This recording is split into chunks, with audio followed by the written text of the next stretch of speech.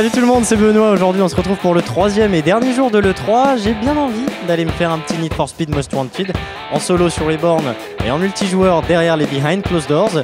Ensuite un petit Crysis 3, je dois avouer que ça me tente très bien. Et derrière les Behind Closed Doors encore une fois. Et comme promis hier, on terminera par un petit tour dans le hall des constructeurs. C'est parti.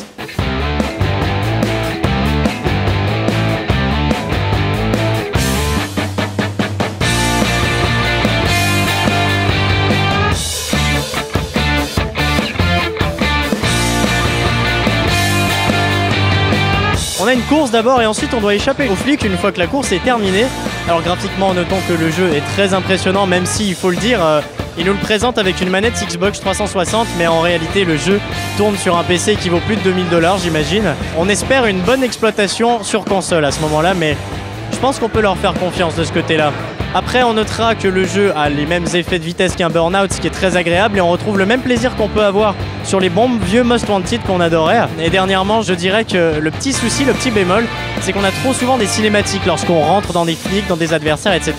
Ce qui casse un petit peu le rythme, c'est tout. Alors on verra s'ils changent ça ou pas, mais concrètement et généralement, je dirais que le jeu promet, ça c'est sûr et certain, on retrouve le plaisir qu'on avait avant de jouer à Need for Speed.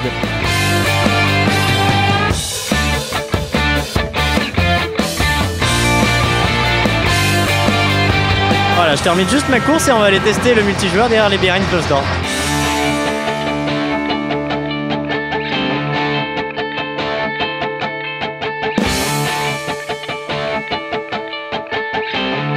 Et voilà, on sort du Behind Closed Doors de Most Wanted. On a pu jouer en multijoueur, c'était pas mal, Pierre, non?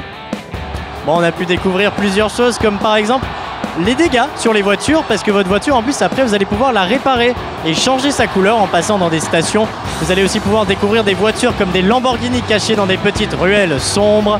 Ensuite pour le multijoueur en lui-même, vous allez avoir un meeting point, vous devez tous vous y retrouver. Et c'est à partir de ce moment-là que vous allez pouvoir faire des courses de différents types. Nous avons des courses sur des tronçons, un tronçon précis sur lequel vous allez combattre pour faire la vitesse la plus haute pendant un temps imparti lorsque vous passez devant le radar.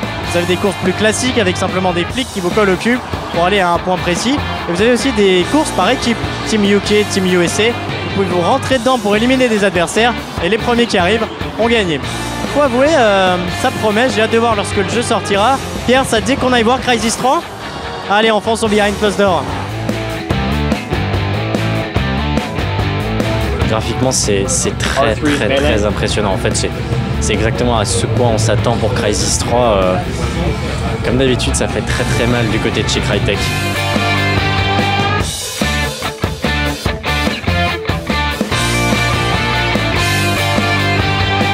J'ai pu tester d'abord une des nouveautés que vous attendez tous parce que vous l'avez vu dans les trailers, l'arc avec ses flèches de différents types. Il y a des flèches explosives, des flèches électriques qui vous permettront par exemple de tuer des ennemis qui marchent dans l'eau.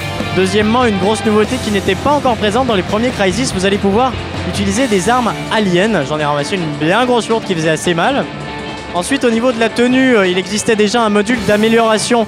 Dans Crysis 2, ça a été poussé encore un peu plus et c'est ce que les développeurs veulent nous faire comprendre.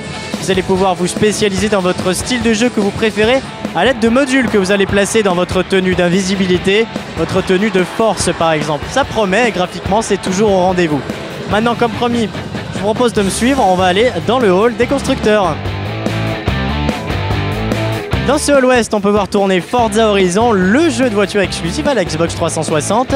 Il y a aussi Halo 4 qui va offrir une nouvelle trilogie à la licence du côté de Sony. On a pu voir God of War Ascension avec son mode multijoueur, la nouveauté comparée aux anciens opus. Et du côté du stand de Nintendo, on a pu voir Rayman Legends et New Super Mario Bros. U qui se jouent à la Wiimote ainsi qu'à la tablette. Bien sympa. Vous auriez aussi été étonné de voir Assassin's Creed 3 tourner sur la Wii U qui montre bien la puissance de la machine. Aujourd'hui c'est le dernier jour de l'E3, alors je vais en profiter pour voir un maximum de choses et je vous dis à demain pour une nouvelle vidéo.